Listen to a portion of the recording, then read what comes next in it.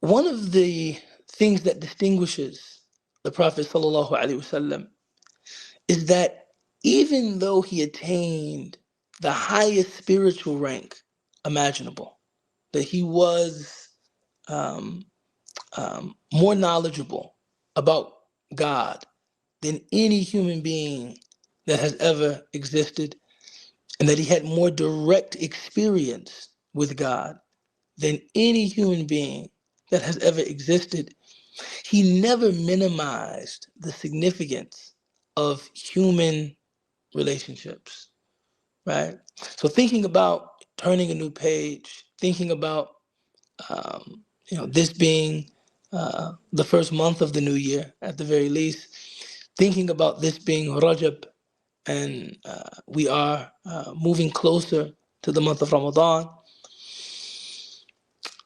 understand that the lines that connect you to the divine are both vertical and horizontal. That preparation for any time of heightened spiritual observance is not just about repairing the relationship with Allah. Yes, that should be a primary motivation, that you want to get right with your Lord. But a secondary motivation should be getting right with people, mending fences, engaging in islah, engaging in ifsha'us salam and spreading peace, engaging in reconciliation. Um, grudges. Grudges are these spiritual impediments that we willingly adopt. We willingly hold on to them because somehow we think, and this is the most erroneous kind of thinking, somehow we think that that grudge is harming the other person, that it's hurting the other person, that the other person can feel the grudge in some way. And we scarcely realize that the only person being harmed by the grudge is us.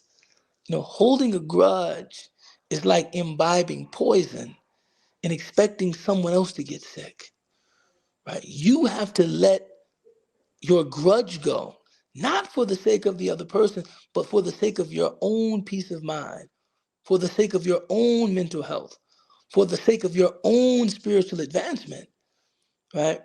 Part of what forgiving other people uh, should offer a believer is a chance to acquaint him or herself with their own fallibility, with their own mistakes.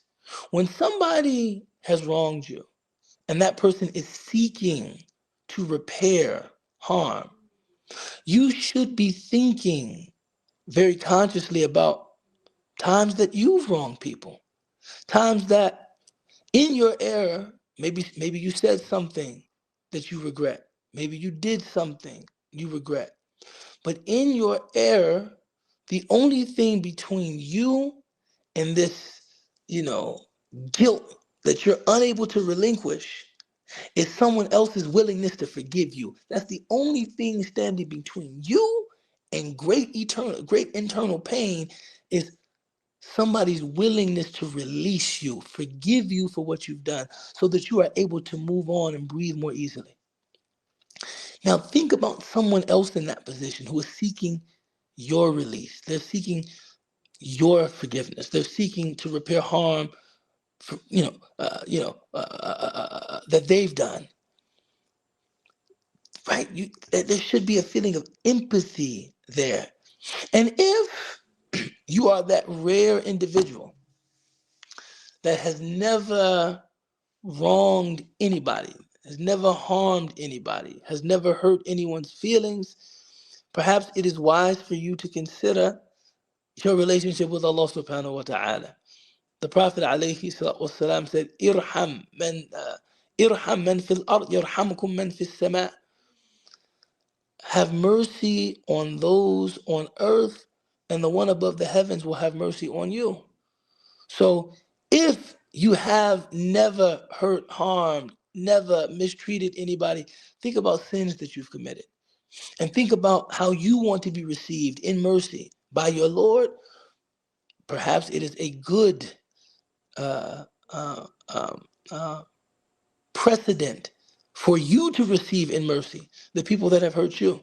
There's a beautiful hadith in the Muwatta of Imam Malik in which the Prophet ﷺ was sitting in his masjid ﷺ, and he said to those present that the next person that comes through the door of the masjid is a person of Jannah, is a person bound for paradise. And all of the Sahaba present were waiting to see who was going to come through the masjid, who's going to come into the masjid, come through the door of the masjid. And when the man came in, it was just an inconspicuous member of that community. It wasn't Abu Bakr, it wasn't Omar, it wasn't Uthman, it wasn't Ali, it wasn't Talha, it wasn't Zubair, it wasn't Abdurrahman ibn Auf. It was just an inconspicuous member of the community. And in this riwayah of the hadith, Abdullah ibn Umar followed the man home and said to the man, this was a little ruse, my father and I are going through something, and I would like to stay with you just to give tempers some time to cool. And he watched the man, and the man wasn't making copious amounts of dhikr. The man was going out for the arkan al-khamsa, the salawat al-khamsa. He was going out for the 5 prayers and returning. And Abdullah, radiallahu anhuma, he couldn't really figure out, you know, what was to this man? What was so significant about this man that the Prophet ﷺ would announce to people that this was the man going to heaven? And he asked him, what do you do that is so significant that the Prophet ﷺ would say that you were a person of paradise? And the man honestly couldn't come up with anything until he said, before I retire at night, before I go to bed, I remove any ghil, I remove any hiqd, I remove any animosity, I remove any rancor that I have in my heart towards anyone.